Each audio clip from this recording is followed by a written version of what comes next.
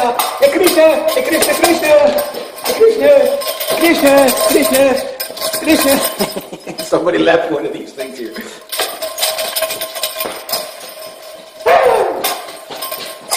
All right, okay, now that I'm done acting a fool, I wonder how this thing would work as a hockey puck.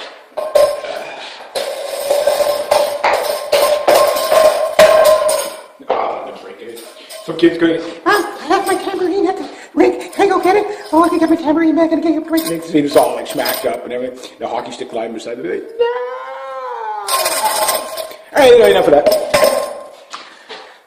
My obsession for the ridiculousness. I swear to God. Okay. Now that I've lost every subscriber I have, I know some of you, it is warm in here. Some of you are not so crazy about this room. It tends to be a bit echoey. But, you know, it gets me out of the house or whatever. That is really warm here. All that tambourining. So hopefully you guys can bear with me. So hopefully it's not too echoey. Okay. We need to start ditching some of these anti-hate speech, or these hate speech laws.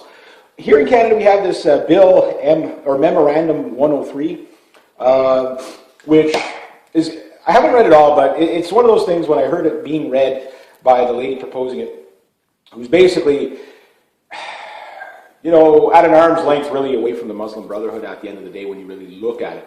It basically doesn't allow you to criticize a religion. Now, mind you, Christianity is fair game for everybody, and I know I'm not a hardcore Christian, so I'm not going to play that angle of it. I'm just looking at it from a point of view of fair. You will always be able to condemn Christianity. You'll be able to burn crosses upside down if you like. These things are considered freedom of speech and expression as long as you're not harming anybody else, which, okay, fine, I might disagree with you, but okay, what's got to be good for the goose has got to be good for the gander. So you've got to be able to, you must be allowed, if you can do it to one religion, you have to be able to do it to all. And I'm not anti-religion, but what I'm saying is that if you want to be able to objectively criticize or something like that, you can't have hate speech laws that set a different set of rules. And this is the problem with minority rule in Canada, is there's a different set of rules for too many different groups. And it's getting to the point of such ridiculousness that you can't follow it anyway. So you can criticize this group on Wednesday, but you can't criticize them on Thursday. You can criticize this group anytime, but this group here, that subgroup of this group, you can't criticize at all, or you'll go to jail. And it's getting at you know, like it's just ridiculous. One rule for all. So Memorandum 103. Of course, comes in with you know, anti-bullying, anti-Islamophobic, anti-hate speech and stuff like that. And again, it sounds like it's so vague that they could just mean it to use anything. And of the 14 human rights tribunals that we have in Canada of unelected people, these are, I don't know how these people can even function in Canada. They're not law, they're not law. But because we have so much United Nations overreach in our government, that they set these things up as NGO groups and stuff like that, and then the next thing you know, they're running the show, and that's not good. That's not good. So why would it be bad? What would be the benefit of getting rid of anti-bullying laws? I mean, who isn't against bullying, right? Well, that's a very good question. That's an excellent question. Actually, that's a question people should be asking in the first place. Well, the first thing you need to look at is the buzzwords of anti-bullying. Of course, everybody's anti-bullying, you know, except for maybe bullies. Okay, fair enough. But when you read the fine print, all it really comes down to is basically the removal of freedom of speech. You do have a right to, according to our, well, I think it's just the natural God's law or common law, whatever you want to refer to it as, but under our constitution here in Canada, you have the right to freedom of opinion, freedom of speech, freedom of expression, freedom of opinion, and that also means you have the right to criticize, but also the right to be criticized. Now, with Memorandum 103, what they're aiming for is a Sharia compliant in the long run. You will basically, if you say anything that offends Muslims, basically there'll be repercussions for it. And that's wrong. That is completely wrong, because that is the stepping stone to Sharia compliant. So they're not calling for, you know, the stoning of infidels today, but 20 years down the road, these laws will allow that to happen. You got to see it as a butterfly effect that it is. And when you do, oh, I can hear the church bell, so I guess church is open. But when you do, the problem you're going to run into is that it's just going to keep increasing. And Justin Trudeau, I mean, up here in Canada, I mean, this guy is just doubling down, tripling down on being as PC as possible. I kind of wonder if he's actually a closet Muslim, like just because he's just so like it's the only group he's catering to, like that beyond belief. Like he caters to like a lot of groups, like the natives and stuff like that. Or is it just his way of doing it? I don't know. I don't think he's a devout Muslim, but he goes way out of his way to go to every mosque. Meanwhile, you know, on the other hand, he talks about this gender parity of the United Nations Agenda 2030 and Agenda 21. These things are very, very prevalent in Canada, unfortunately. Pretty much that's all Parliament talks about, is bringing in legislation from the United Nations. So you might as well say George Soros pretty much runs this country. Very terrifying. People are starting to wake up to who he is. So once they wake up to who he is, then they'll start waking up to Kissinger and Brzezinski, Rothschilds, Rockefellers, that type of thing, and understand that the United Nations, although there might be good people that work in the United Nations, I have no doubt about that. And they do some good, but for the most part, no, it's global communism is what it is. So you got Justin Trudeau out there who's basically puts Muslims on a pedestal, that they're always sweet and innocent, that they can do no wrong, whatever, and we're going to fight racism and bigotry, and we're going to fight sexism and gender equality, and then goes to a mosque, prays while all the women are set up in the background. If he was really for gender equality, you'd say, well, no, those women should be down here praying with us, and that type of thing. So for me, it's not, should you be allowed to practice your religion? No, that's not the question. But we have to re-examine the Charter of Rights and Freedoms. Your freedoms end where mine begin, and my freedoms end where yours begin. You can't infringe on each other. But we're going hell-bound out of our way to keep giving that concession and more concessions and more concessions. And it's incremental, like you're seeing it, for example, in London with the Sharia zones. We don't have, to my knowledge, we don't have any real Sharia zones in Canada where the cops can't go in. Well, I call them Sharia zones or whatever, Muslim no-go zones. We don't really have those as much yet. I'm sure there's probably some areas that are pretty rough, but we're not there yet. But once that starts happening, we'll be on the same path as like Sweden and France and Germany and all that stuff. And then eventually we're going to go to war. That's what happens. Again, if you're Muslim, I'm not against you as a Muslim person, but that, as a group, they tend to. There's a reason why Muslim countries look the way they do. And never mind the Muslim countries that are basically, where the petrodollar is trying to, like the Greater Israel Project. I'm talking Muslim countries that aren't being invaded by the U.S. and stuff like that. They all kind of comply to the same. It's their culture. It's what they do. Fine, knock themselves out. They can do that if they want over there. I don't want that over here. So the question becomes tolerance, true tolerance. What do you tolerate? What don't you tolerate? Well, I don't tolerate Sharia law in my country, and nor should I. Now, the laws are coming out against. This video will probably be illegal at some point. And, well, you can't say that because whatever. No, what I'm saying is that I don't want Sharia law. I don't want to live like they do in Saudi Arabia. I don't want to live like they do in Iran or places like that. I don't want to live where women have to cover up from head to toe. I don't want to live where women can be stoned just for the implying she had an affair. Like that type of, I don't want to live in that kind of world. To me, that's definitely. I have my issues with the LGBTQ community for sure. I bash them all the time, but I don't want to see these people hanging from cranes or tossed off buildings like they do in Egypt. I don't want that here. And through ignorance, not tolerance, that will happen. So this idea, anti-Islamophobia law. Number one, you have the right to freedom of religion, but you can't give rights to a religion. You can't give rights to a religion. You have the right as a human being to practice whatever religion you want, or no religion at all. You have that right. But what they're trying to do with this law is basically give rights to a religion. Can you not see the slippery slope that goes? Especially in a country that's supposed to be secular.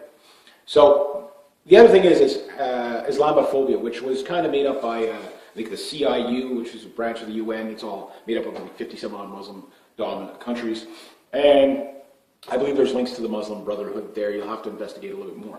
And they made this recommendation, to the UN. The UN then passes it on to Justin Trudeau, well, maybe not him himself, but his cabinet. And so we have this lady out there, Muslim lady. And again, if you look at Parliament now, it's starting to become very diverse in there. So I've mentioned this before, where we have a lot of minorities in Parliament Hill, you'll see them get up, you'll see the Sikhs get up and they start talking about how you're going to fix problems back in India, how you're going to fix, how you get Somalians come up, how you're going to fix problems back in Somalia or in Nigeria or whatever.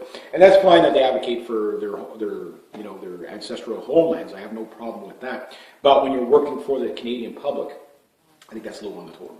And you shouldn't be using that. But however, is it not expected? If you were to fill the parliamentary seats full of Chinese, you're going to see Chinese interests come up. You fill it full of Somalians, you're going to see Somalian interests come up. Now, the idea of diversity is our strength, and we've always been this multicultural country, which is not true. That only really started about 40 years ago under Pierre Elliott Trudeau. We are mainly a European descendant country of settlers and whatever, old stock Canadians. And there's a difference between immigrants and settlers. Settlers are the ones that you drop them off in the middle of nowhere and they turn it into something. Many die trying. And to just hand that over, and they set it up for the future generations. They don't set it up to the world. And that's what a lot of people, and they call that racist bigot if you don't just, allow mass immigration to flood in. Which, if you change the demographic, you're going to change the culture. And if you change the culture, you could end up with whatever. And I think diversity isn't our strength. Actually, in low doses, maybe, you could have, everybody here, there, whatever, from wherever, as long as you have integration. But when we're now starting to see, like they're seeing in London, with Sadiq Khan, slowly, trying to pretend to be a moderate, but at the end of the day, pretty much the stuff he proposes will set up the stepping stones for his predecessor, which will probably be a Muslim, to be a little bit more towards Sharia law. So Islamophobia, it's a made-up word, but the one word that is in it, the two words, if you separate them, Islam and phobia, these words exist. So we know what Islam is, okay, and we're attaching it to phobia. So is there a reason for phobia? What is a phobia? A phobia is an irrational fear, right? It's, we'll call it tambourine-ophobic, whatever, okay? Fly-ophobic, there's a dead fly here, whatever, right here. Goodbye, little dead fly. So whatever, and there's different phobias. A phobia is an irrational fear of things. So when they just want to throw Islamophobic at anybody and everybody just to silence them, then we have to ask, well, what is the phobia? Well, first off, we have to look at, in Canada, Muslims aren't the number one targeted for hate crimes or whatever. Yes, they're doubling down, no good crisis go to waste, the shooting at the Quebec City Mosque, which does have, that mosque has a lot of controversy behind it. Most mosques will. It looks like, they're attached to possibly, sending money to ISIS and stuff like that. I mean, look into it more. Again, I didn't look into it. Maybe that's false accusation, whatever. But there does seem to be some shady deals that they send money out, coming from there. It's been it has been attacked. The old flaming pighead thing on the church step, or whatever. Yeah, sure. Okay, so we know that. Now, the Beast in the Net, I haven't been able to find his Facebook profile. I went looking for it last night. I could not find it. I could find all the articles on, the recent news, but I couldn't find it. Maybe Facebook took it down or whatever. And I wanted to examine that for a different set of videos. But anyway, let's say everything that the mainstream media, the way their coverage of it has just been so bizarre. It's so bizarre. Like, it's not usual coverage. Like it's just the way they did it. First they came out, it was, Islamic terror against Muslims. And then it was kind of like they weren't doubling down on it. They weren't going overly the top apologetic, whatever. They were just maybe they're like, okay, well, this is what we know at this point. We want to make sure we cross our T's and dot our I's. But it sounds like they were just telling you that until they can tell you the other thing. So it almost seems like that they knew what it was. And let's say hypothetically, the story is exactly the same way. I mean, this guy still hasn't said why he did it yet. The police aren't even coming out and giving a motive yet. I mean, it's been almost, a week and a half, 2 weeks? You know what I mean? Like, so what's the holdup? Usually if they had a smoking gun that, this guy was a racist and bigot, bang, the police would be out there right away saying, yes, this was a hate crime, he did it because he was a Nazi or whatever. Whatever verbiage they want to attach to it. But they would tell you exactly what it is, but they haven't done that. They haven't done that yet. So the media is now doubled down. This lady brings out this memorandum 103, which was probably not something. And this memorandum goes back, but way before the attack. So this was kind of like waiting in the wings. I'm not saying it's a false flag, but what I'm saying is they usually write these things ahead of time so that when a crisis occurs, they can play that card. And of course, it'll probably pass because we have to have solidarity on everything. No objectivity, just solidarity. And unfortunately, Parliament doesn't matter if we're talking the Conservative Party or the Liberal Party or the NDP. They'll always do what's politically correct, rather than bring out real discussion. So with that going on, okay, so you got no good crisis going to waste here, and now we can bring in another reason to limit the freedom of speech. And that's all it's really about. Again, when Jews I think are something like 8 times more likely to be attacked by, in what's called hate crimes or whatever in Canada than Muslims. So that type of said, and then there's other groups, gays and whatever, will be in that group. And I think they're probably the largest to be, And again, is it somebody calling somebody a name considered a hate crime? Or are we talking about somebody put, down on the ground and having the boots put to them? You know what I mean? Like that type of thing. So, you got to look at these things kind of for what they are. You can look at them for what the law says, and then just look at them from a practicality point of view. Like we're talking about people that are being punched in the face or whatever, versus somebody that's yelled at. There's a difference between yelling at somebody and punching somebody in the face, in my opinion.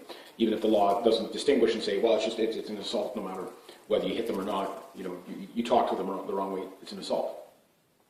So I do make that distinction because to me that'll tell me more of a trend and pattern, and it's more accurate. So from the hate crime point of view in Canada, really, technically, you can't say we have a major problem here. We don't. So that kind of throws down this Islamophobia kind of thing. That the country's just full of neo-Nazis and we're all racist and bigot if we're not going to go along with the progressive agenda. So from that point of view, you have to look at there. The next one is the phobia part of it again, is why would people be questioning this stuff in the first place?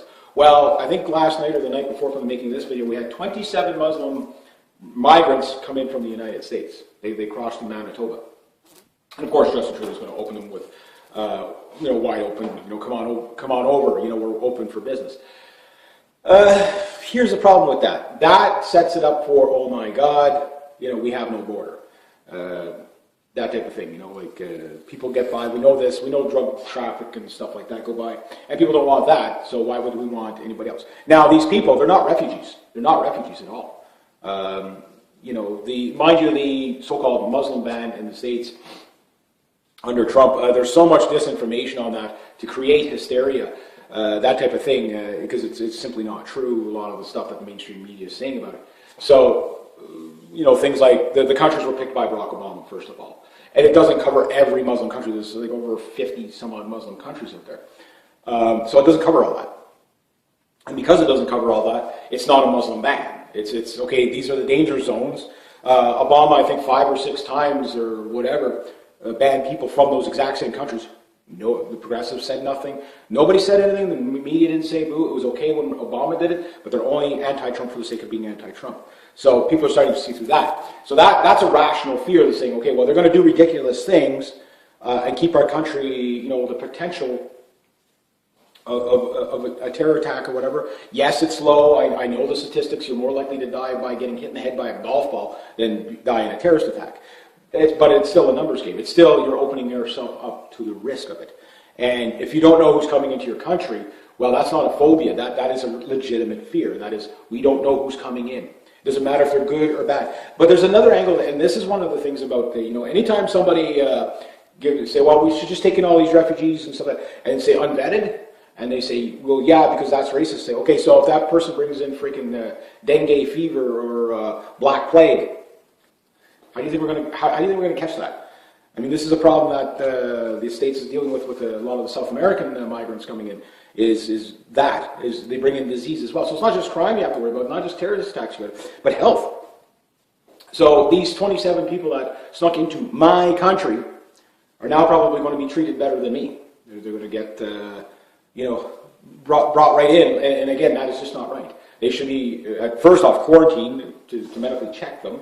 And then from there, they did break the law. You know what I mean? You don't just let them go. They're not going to be able to make an asylum claim from the States. But with Justin Trudeau out there, and I think people got to start standing up to Justin Trudeau. There's a lot that do, but I mean like really stand up to him. And I'm talking not the problem is they're so aligned, like with the bureaucrats and everything. They're all on the left. They all pretty much follow George Soros' marching orders. But the people have to demand, no, this is not right. The CBC example, the Syrian refugee or Afghani refugee that assaulted 6 girls at a public pool there over there in Calgary or in Edmonton. I can't remember which. It goes a couple of months ago. CBC covered as a man did an assault. Like they just lie by the mission or play it down, whatever they do. And people see that, and then when they find out, okay, this was one of those fresh boat people came in. That's not a phobia to say, okay, well, look, in Europe you've got the refugee crisis, the violence, the murder rate, everything is going up in all these countries where they have these fighting age men just flooding in and stuff like that. You have to vet that these people are not vetted. That is not a phobia to say, hey, you know what, we need to, and that's not racism, it's a legitimate, that's a legitimate fear there, so that's not a phobia. That type of thing. So that's what us Canadians are looking at too, and we're saying, hey, wait, you're bringing in all these refugees, you're going to give them free dental care and all that we have to pay for them, when we can't get it free for ourselves. So if I had a kid and they needed braces or something, I got to pay out of my own pocket, but for these refugees, bang, here you go. And many of these refugees came with loads of money with them. You know what I mean? Not all of them, but they came with their iPhones and stuff like that. I get that. And people are seeing that stuff, and then they're saying, whoa. Let's slow down here. We don't need to be doing that. So the thing is the only way this can keep going is if. Because people are starting to ask these questions. They're starting to, people are really. I haven't met anybody face to face that's, and I don't usually ask anybody, but whenever I hear people talking about it, I watch my Facebook posts and stuff like that. And most of my friends are on the left. Most of my family's on the left, and even them I see, the memes of, you're going to take care of us Canadians first, that type of thing. That is not an illegitimate thing to do. It's only, your real altruistics like. Trudeau and the progressive left, which, yes, they dominate the media. So they give you this illusion that Canada is all for bringing in as many refugees. Now, my theory on the attack at the mosque, okay, yes, the crazy snap first, and this guy, him and his brother, seem to, his brother, I think, is hospitalized for mental issues right now after what his brother did. And there's also, this guy seems to have a psychiatric history, this Bissonnette guy. So the crazy snap first, but what was the trigger? Well, Donald Trump puts on the Muslim ban. I think Donald Trump just went around it the wrong way. He could have said, okay, you have a week to get to where you're going. After that, don't strand anybody anywhere. After that, sorry, we're closing the door until we know who you are. I think that would have been a better way to go. And Donald Trump, with the Ninth Circuit Court, they shot it down, but he's just going to. Here's the new executive order removing what you want us to remove. So he's just going to play that game, and he's well within his right to do it. Whether it's dirty politics, whatever you want to argue that, fine. But he can do that, and so it's going to be. But it does look like the law was on his side. So he's going to have these people tied up in court for an awful long time. And the thing is that. It's going to be. I think Donald Trump's going to win this one in the long run. But what people are going to say is that they're going to, you're going to have you have irrationality on both sides right now, where they're either for it or against it. I look at it and say, okay, well, he went around about it the wrong way. Building the wall when you can have drones instead. Like the $22 billion to build a fucking wall. Like, I mean, that's stupid. You know how many border agents you could hire for $22 million or $22 billion? You know what I mean? Like, you'd have all the border coverage you want. You'd have all the detainment you want. You'd have the facilities to treat people at the border, to vet them, to do whatever. You could lock down the border. The wall is a waste of money. Because you don't need to go to the wall. All you have to do is just get rid of the welfare and find anybody that hires illegals. Oh, somebody coming in. Maybe my cousin. So anyway, but that's another issue for another time. So there's ways he could do it. He could, get people to practice self-deportation, that type of thing. So it goes on like that, but coming up here in Canada, that same night, Justin Trudeau said, all of those Muslims are welcome here. And he didn't just say anybody that was banned, that was affected by the ban was welcome here. He just said, oh, the Muslims are welcome here, pretty much, right? So this gives the illusion that, it just flood them in. Now, the Muslim population in Canada, I can't remember what it's at now, but I think it was last time I looked, it was at like 600,000, 500,000, which On a population of 35.15 million, I think is the most recent statistic. That's not too bad. Now, if it's more than that, I don't know, but that was the last time. I don't know if that was the 2010 census or whatever. We've been bringing in 250,000 people per year since that. So how many of them are Muslims, I don't know. The countries we mainly take from is Somalia, China, India, Philippines, and India. I think I already said India, but anyway, those kind of countries and other African countries. We take very little for Europeans. Basically, when Trudeau switched from European immigration and from the tap on, tap off, Pierre Elliott Trudeau basically said, no, we're only taking minorities. And now that's why we're getting our 30% of our population is no longer European or native. It's basically, we're doing demographic change. Canada 2036, 51% plus will be born basically of the people in Canada will be either immigrants themselves or children of immigrants. So they will be the new majority. And some people are, yay, we got diversity our strength. Thing is people are starting to question, well, how is diversity our strength? The more diverse you become, the more likely you have for conflict.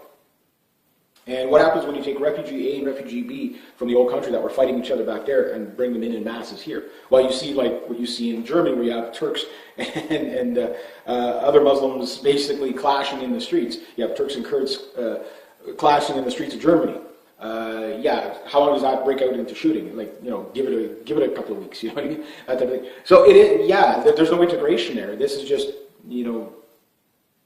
just turning your country to a third world. The new prediction now is that all the first world countries within the next 5 years are slated to downgrade to at least second world or third world status. So let's go back to that word phobia. you know what I mean? We're about to take that big downgrade for diversity and stuff like that. Now, this is something that the world elites want because they want a one world currency, they want a one world government with the United Nations, a one world army, all that stuff. That's what it's all about for them. The problem is it leads to such a Mad Max type world that it's completely irrational. And it's all brought in. Every genocide in history always starts with the same thing, the banning of some form or another of freedom of speech. And we get back to the hate speech laws. People are losing their jobs, they're going to jail, they're getting fines for hate speech laws. This is starting to happen in Canada. You see it more in the UK than you do here. You see it in Germany. You see that those laws, the people should protest those laws because they bring it in on the guise of political correctness. But when you deeply analyze these things, you just realize that it's just authoritarianism gone awry on you. And the thing is if you care about your country and you love your family or whatever, even if you care about the immigrants that come in, and I do. I don't want them flooding in hand over fist. 250,000 people, soon to be now 300,000 people a year, soon to be 500,000 people coming in to Canada every year, whether we need them or not. And the question is, do we even need them? Well, the simple answer is no. We don't need all these people flooding in for a service sector economy. We don't need that.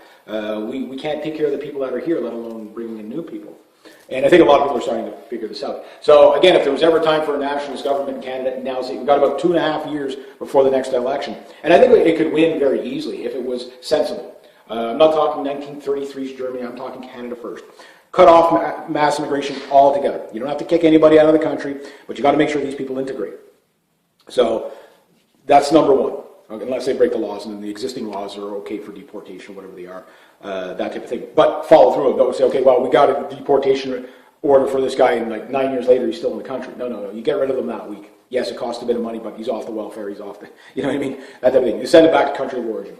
A lot of people, they will fear country of origin, going back to country of origin more. If my hunch is correct, that would actually lower the crime rate. Be like, whoa, I'm not even going to even attempt, I'm not even going to speed. You know what I mean? I'm not going to do anything out of line because I don't want to go back to this country because they'll kill me there. You put that threat amongst them, man, woman, or child, trust me, they get in line like this. The next thing is it takes about 3 generations to basically assimilate people into your, for them to integrate into your culture and into your society. And we don't have that because now we're starting to form ghettos. Once you start forming the ghettos, you'll get the Sharia. Like in France, there's like over 700 no-go Sharia. I call them Sharia no-go zones. Oh no, it's not Sharia. But it's Muslim areas. You can't go in them. The police can't go in there without getting shot at or whatever. They won't go in there. That tells you you're getting ready for a war, that type of thing. And if you see this here and you bring it up, and they're saying, "Oh, well, you're just being We've seen how it works over there. Why would we assume we're going to be different?" The other thing is that of all the refugees that came in, we brought in 45,000 refugees last year. Only 15% of them are working. These are people that, again, they don't speak the language or whatever. It's too fast. If you did 45,000 over a decade, I'd say it'd be too fast. I think we need to go back to tap on, tap off immigration. And that way, the next generation, and this year they want to bring in about 120 to 150,000 refugees. We don't need to. Now, as Syria is stabilizing, they should say, oh, okay, well, why are we flying these people here? Think about what it costs to fly these people here when we're going to take them. If we were going to help these people, take that same money and just do it over there. You know, like Saudi Arabia's got areas with like all these air-conditioned tents out in the middle of the desert to handle refugees. They didn't take one single refugee. Israel did not take one single refugee.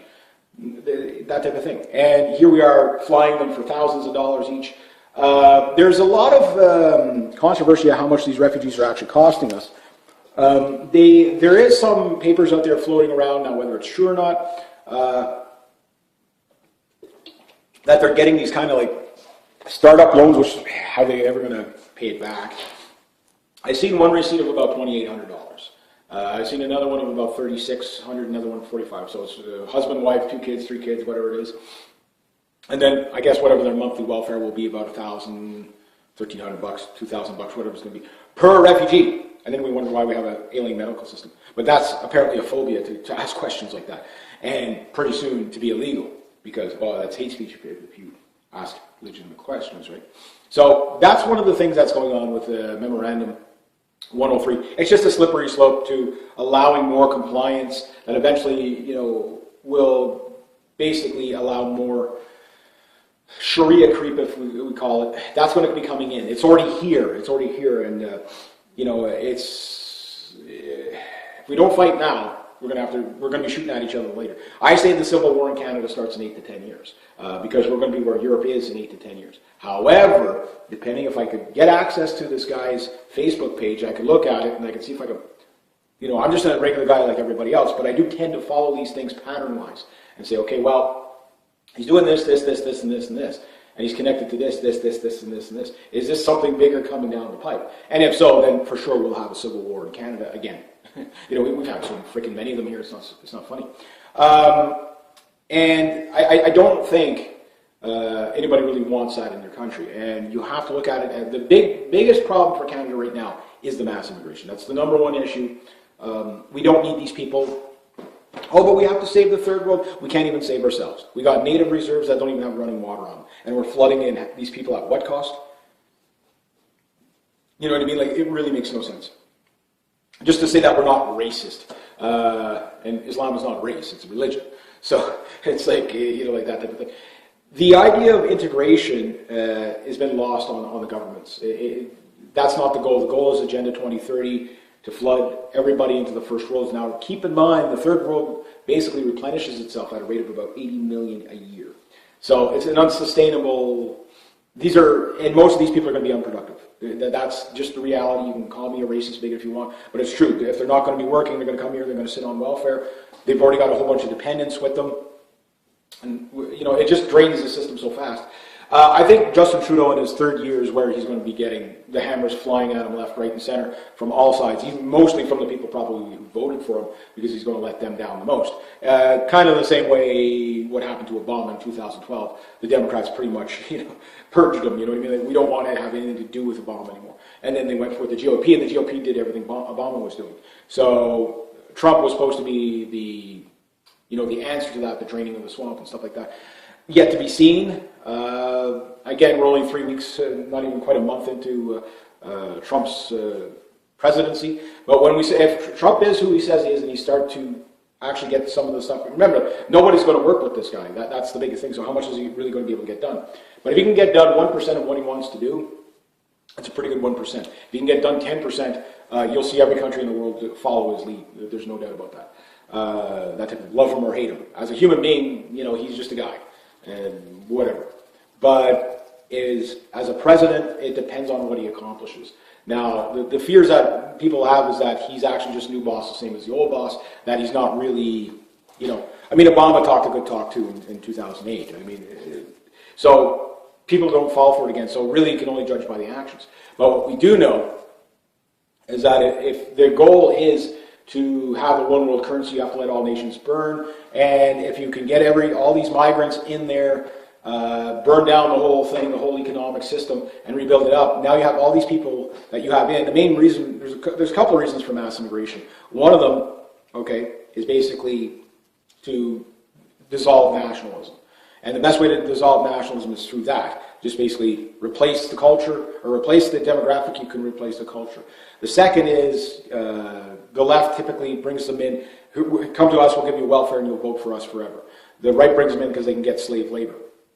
So that's what you get between the Conservatives, Liberal, or GOP and Democrats. Same thing. One does it for votes, one does it for, capitalism. Yeah, we're going to bring these people and bring the wages down to nothing. But at the end of the day, you destroy the nationalism, nobody fights for the country, the globalists win, they can do whatever they want, and then everybody's quality of life just goes down the shitter. So that's the thing. And the easiest way to do that, to start that, is, again, through subversion programs. Again, if you don't know what a subversion program, they called it Soviet-style ideological subversion. Look at that. Hegelian dialectic, problem, reaction, solution. Saul Alinsky's rules for radicals. And you see how they make this game work. The problem is people are waking up to it. So one of the main things to do that, to get all this stuff going, is because people outright will just not go for it. Nobody was ever asked back in the 1960s, when the immigration acts were changed, whether we wanted mass immigration. They even promised that, whether it was in Canada or the United States, that it wouldn't change the culture, it wouldn't change it. But clearly we see it. When we have parliamentarians basically advocating for the interests, it's always wrapped in buzzwords like anti-racism and stuff like that. But it's the fine print either makes it so big, it just allows them to target whoever they want. That's the problem with these anti-bullying laws and stuff like that. These anti-bullying laws, like for example, now if you don't use a proper pronoun, you can get a fine. Jordan Patterson, I think that professor. Mind you, I think they're going to go light on him because he's too public right now, and that's the right way to go. Basically, he's going to have to go in front of the human rights tribunals for not using the proper pronouns to his students, and more people are on his side than the other side. So these 14 human rights tribunals in Canada, number one, we should do away with them. We already got laws, we don't need these people. These are, again, George Soros funded and all that.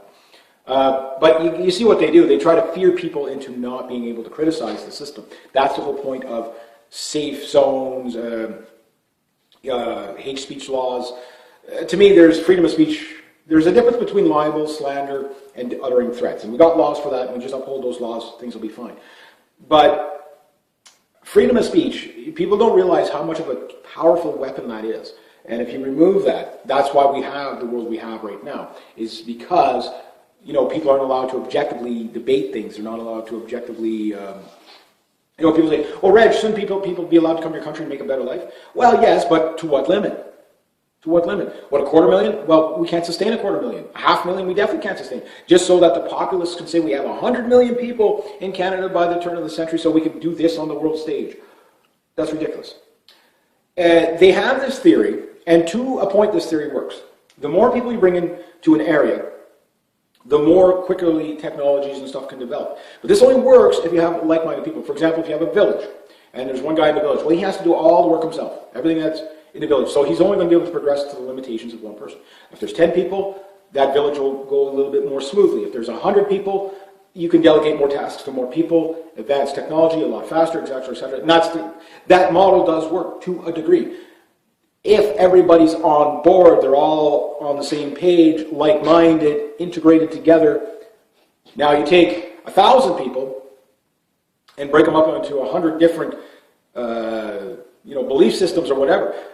They spend more time struggling with each other that you actually digress, and that's what we're seeing in Europe. You have the culture clashes. That's what a culture clash is, a digression. People are spending more time fighting each other than they are prospering. Now the other problem is, and this is a huge point, and again, they call people racist when they bring this up. The money we're spending on refugees, the money we're spending on war that creates these refugees, and that's the first one right there, U.S. foreign policy and Israeli foreign policy for the Greater Israel Project, that's two big things right there. And a lot of people are complaining about, the refugees flooding into Europe or coming into Canada. Sure, but you can't complain about that without knocking the U.S. in the teeth for its U.S. foreign policy and regime change everywhere. And the fact that Hillary Clinton, Barack Obama, the Bushes, the Blairs, the Clintons, George Soros, Henry Kissinger, Zygmunt Brzezinski, the Rothschilds, Rockefellers, these people make that happen. None of them are in jail. Now, that's where Donald Trump, he's got to, he's going to have to start getting people thrown in jail pretty soon, or else the people are going to turn on him that voted for him. I think he's got about a year and a half. Now, to do that right away in a system that doesn't want to work with him, this is where the people are going to have to help out. They're going to have to make the demand. Right now, I think on us.gov, the page where you can petition the government on the White House down in the States, there's 6,000 signatures. They need 100,000, and it's basically, I don't know what the name of the article is. You'll have to go find it, but basically it's something like arrest George Soros, something along that line. So if you know what it is and you got the link for it, go do that, because that way it puts it in front of Trump's eyes and he has to respond to it. And if he could see that, 1 million, 2 million people sign this thing, petition to arrest George Soros, that'd be great. In Macedonia, they're doing it. Hungary, they're doing it. Poland, they're doing it. Russia's already, pretty much banned all the George Soros NGO groups. Almost every NGO group in Canada is probably going to be Soros linked for the most part on the SJW stuff. So that fight has got to happen, and it's got to happen soon. The nice thing we have in Canada is that because we're behind the curve on everybody, we see all what the mass immigration is doing to Europe, so it's like, okay, people here will probably step up so we don't allow that to happen. And I already know this because of the way the Liberals went about doing their math, flooding in the refugees, was, okay, we're going to vet them to a good, they only took in families.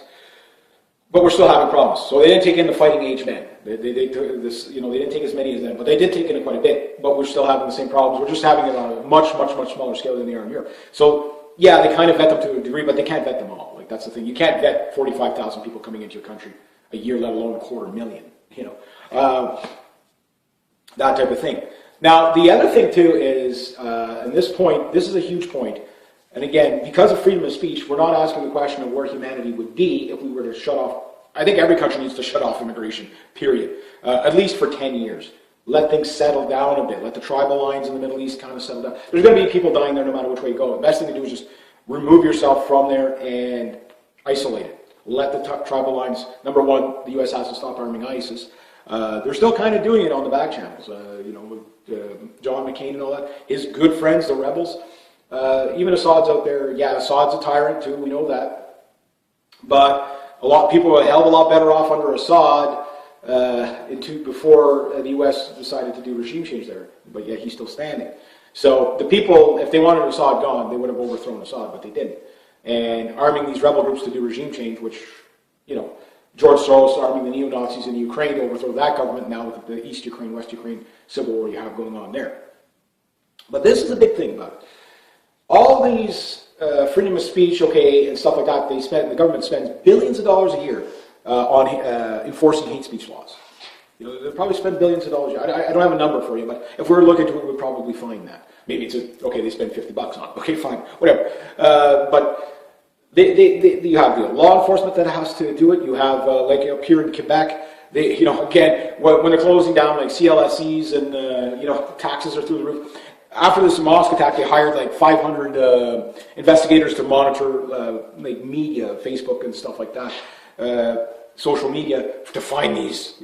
So all that money, that's going to cracking down on freedom of speech and stuff like that. All that money, billions of dollars a year, in all the Western countries around the world, billions of dollars. The fake news, the Ministry of Truth, I think $250 million are being put into that. By Obama appointed 200, and that's the Ministry of Truth and the global media initiative or whatever it is. We're talking billions of dollars. That's billions of dollars. That's not going into taking us to the stars, curing cancer, doing something. Can you help out the third world to a degree? Yes, but there's problems with the third world that people don't want to address. Number one, R versus K theory. A lot of people, once they learn the R versus K theory, then it does bring a lot of really tough questions, such as eugenics, dysgenics, and I forget the third one. There's eugenics and dysgenics and whatever. And start, you got 80 million people being replenished every year. R versus K theory, you have a whole bunch of African countries where they have like 8, 10, 11 kids, whether they can feed them all or not. They cannot maintain these kids, so that type of thing. But then those kids have more kids and more kids and more kids. And the third world is expected to grow by 3 billion people by the turn of the century. 3 billion people. And it's only propped up through artificial inflation, the same way immigration. It's the same with this expand, expand, expand. We need more subways and trains and make the cities bigger. We've got to expand, expand, expand, because we keep flooding in people faster rather than let the area become, okay, well, a lot of people in the Western world are not having a lot of kids. That's good to a degree because you can depopulate, meaning you're not going to go to zero, but you're going to go down enough to a sustainable level. People aren't going to have more kids than they can take care of and feed. It's not going to require massive amounts of housing. But because the banking industry is so prominent in propping up fake housing, we've got to keep building all these housing just to have a housing industry rather than people having their own small businesses. I'm not against the housing industry, but what I'm saying is it's an artificial inflation. So they have to keep building houses, so they have to keep flooding people in who can't afford to buy these houses and then give loans to people who can't possibly pay it back.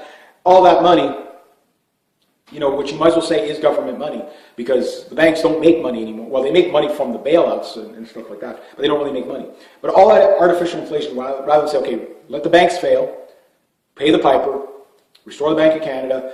In the States they can restore, Glass-Steagall, stuff like that, and have a Glass-Steagall kind of thing for Canada.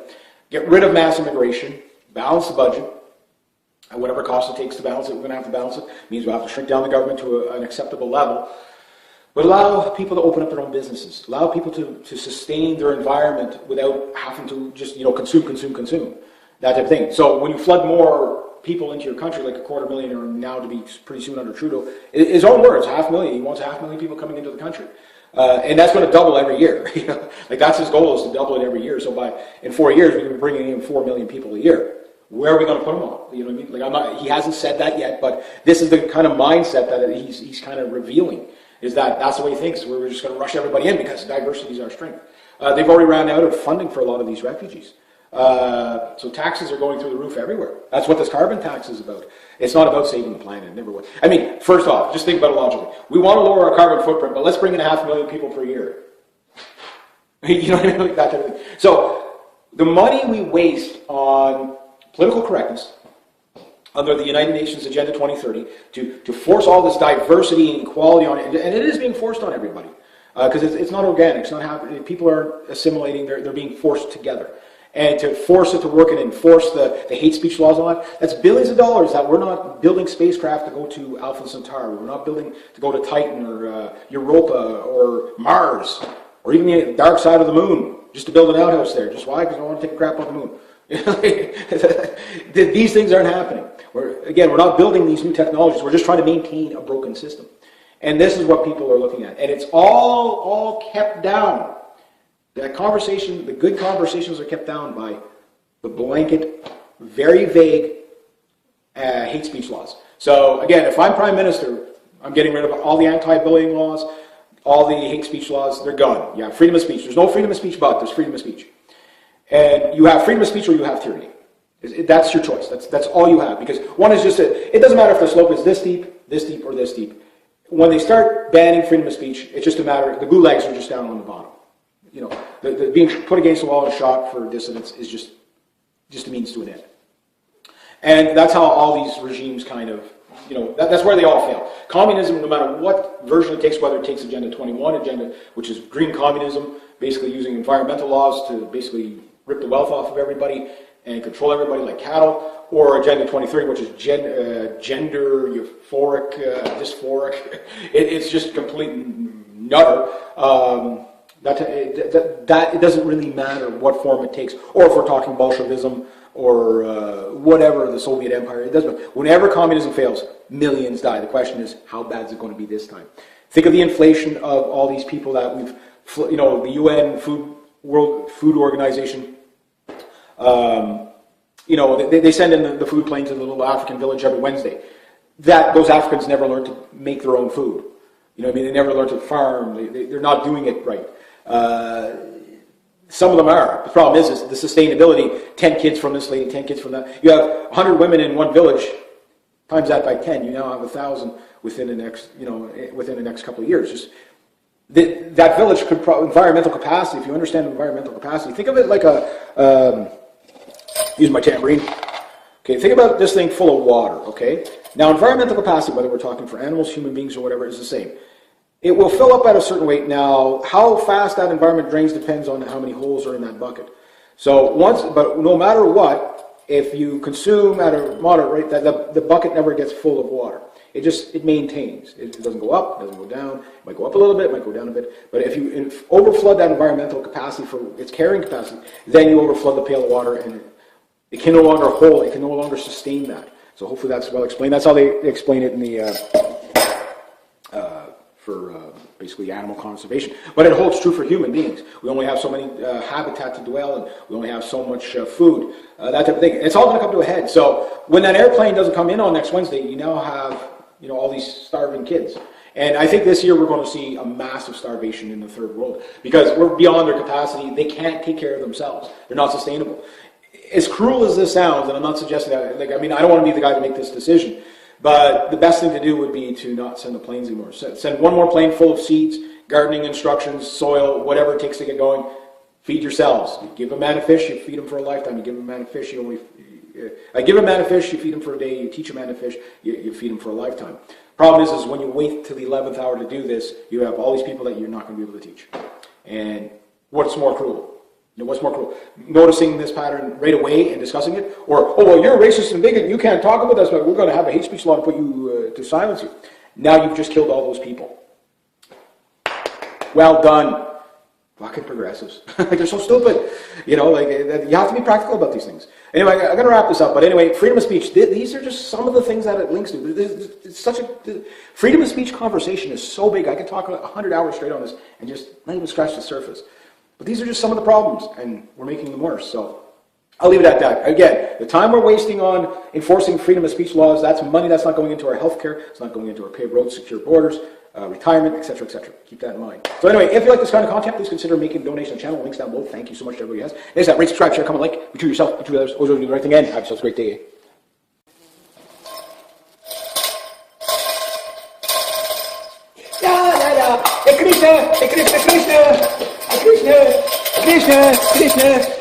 Krishna. Somebody left one of these things here.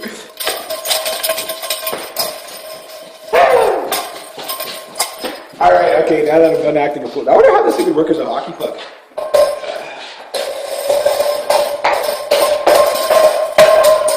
Oh, I'm breaking it.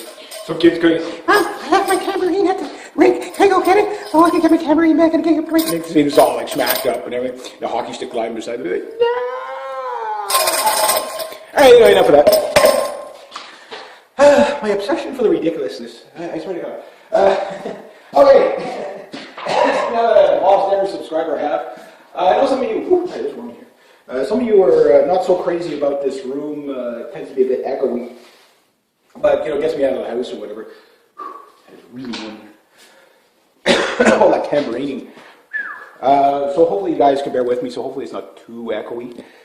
Okay. We need to start ditching some of these anti-hate speech, or these hate speech laws. Here in Canada, we have this Memorandum 103, which is, I haven't read it all, but it's one of those things when I heard it being read by the lady proposing it, who's basically, at an arm's length really away from the Muslim Brotherhood at the end of the day when you really look at it. It basically doesn't allow you to criticize a religion. Now, mind you, Christianity is fair game for everybody, and I know I'm not a hardcore Christian, so I'm not going to play that angle of it. I'm just looking at it from a point of view of fair. You will always be able to condemn Christianity. You'll be able to burn crosses upside down if you'd like. These things are considered freedom of speech and expression as long as you're not harming anybody else, which, okay, fine, I might disagree with you, but, okay, what's got to be good for the goose has got to be good for the gander. So you've got to be able to, you must be allowed, if you can do it to one religion, you have to be able to do it to all. And I'm not anti-religion, but what I'm saying is that if you want to be able to objectively criticize or something like that, you can't have hate speech laws that set a different set of rules. And this is the problem with minority rule in Canada, is there's a different set of rules for too many different groups. And each group, it's getting to the point of such ridiculousness that you can't follow it anyway. So you can criticize this group on Wednesday, but you can't criticize them on Thursday. You can criticize this group anytime, but this group here, that subgroup of this group, you can't criticize at all, or you'll go to jail. And it's getting at you know, like, it's just ridiculous. One rule for all. So Memorandum 103, of course, comes in with you know, anti-bullying, anti-Islamophobic, anti-hate speech and stuff like that. And again, it sounds like it's so vague that it could just mean it to use anything. And of the 14 human rights tribunals that we have in Canada of unelected people, these are, I don't know how these people can even function in Canada. They're not law, like, they're not law. But because we have so much United Nations overreach in our government, that they set these things up as NGO groups and stuff like that, and then the next thing you know, they're running the show. And that's not good. That's not good. So why would it be bad? What would be the benefit of getting rid of anti-bullying laws? I mean, who isn't against bullying, right? Well, that's a very good question. That's an excellent question. Actually, that's a question people should be asking in the first place. Well, the first thing you need to look at is the buzzwords of anti-bullying. Of course, everybody's anti-bullying, you know, except for maybe bullies. Okay, fair enough. But when you read the fine print, all it really comes down to is basically the removal of freedom of speech. You do have a right to, according to our, well, I think it's just the natural gods law or common law, whatever you want to refer to it as, but under our constitution here in Canada, you have the right to freedom of opinion, freedom of speech, freedom of expression, freedom of opinion, and that also means you have the right to criticize, but also the right to be criticized. Now, with Memorandum 103, what they're aiming for is a Sharia compliant in the long run. You will basically, if you say anything that offends Muslims, basically there'll be repercussions for it. And that's wrong. That is completely wrong, because that is the stepping stone to Sharia compliant. So they're not calling for, you know, the stoning of infidels today, but 20 years down the road, these laws will allow that to happen. You got to see it as a butterfly effect that it is. And when you do, oh, I can hear the church bell, so I guess church is out. But when you do, the problem you're going to run into is that it's just going to keep increasing. And Justin Trudeau, I mean, up here in Canada, I mean, this guy is just doubling down, tripling down on being as PC as possible. I kind of wonder if he's actually a closet Muslim, like just because he's just so, like, it's the only group he's catering to, like, that beyond belief. Like, he caters to, like, a lot of groups, like the natives and stuff like that. Or is it just his way of doing it? I don't know. I don't think he's a devout Muslim, but he goes way out of his way to go to every mosque. Meanwhile, you know, on the other hand, he talks about this gender parity of the United Nations Agenda 2030 and Agenda 21. These things are very, very prevalent in Canada, unfortunately. Pretty much that's all Parliament talks about, is bringing in legislation from the United Nations. So you might as well say George Soros pretty much runs this country. Very terrifying. People are starting to wake up to who he is. So once they wake up to who he is, then they'll start waking up to Kissinger and Brzezinski, Rothschilds, Rockefellers, that type of thing, and understand that the United Nations, although there might be good people that work in the United Nations, I have no doubt about that, and they do some good, but for the most part, no, it's global communism is what it is. So you got Justin Trudeau out there who's basically puts Muslims on a pedestal, that they're always sweet and innocent, that they can do no wrong, whatever, and we're going to fight racism and bigotry, and we're going to fight sexism and gender equality, and then goes to a mosque, prays while all the women are set up in the background. If he was really for gender equality, you'd say, well, no, those women should be down here praying with us, and that type of thing. So for me, it's not, should you be allowed to practice your religion? No, that's not the question. But we have to re-examine the Charter of Rights and Freedoms. Your freedoms end where mine begin, and my freedoms end where yours begin. You can't infringe on each other. But we're going hell-bound out of our way to keep giving that concession and more concessions and more concessions. And it's incremental, like you're seeing it, for example, in London with the Sharia zones. We don't have, to my knowledge, we don't have any real Sharia zones in Canada where the cops can't go in. Well, I call them Sharia zones or whatever, Muslim no-go zones. We don't really have those as much yet. I'm sure there's probably some areas that are pretty rough, but we're not there yet. Once that starts happening, we'll be on the same path as like Sweden and France and Germany and all that stuff. And then eventually we're going to go to war. That's what happens. Again, if you're Muslim, I'm not against you as a Muslim person, but as a group, they tend to. There's a reason why Muslim countries look the way they do. And never mind the Muslim countries that are basically you know, where the petrodollar is trying to, you know, like the Greater Israel Project. I'm talking Muslim countries that aren't being invaded by the U.S. and stuff like that. They all kind of comply to the same. It's their culture. It's what they do. Fine, knock themselves out. They can do that if they want over there. I want that.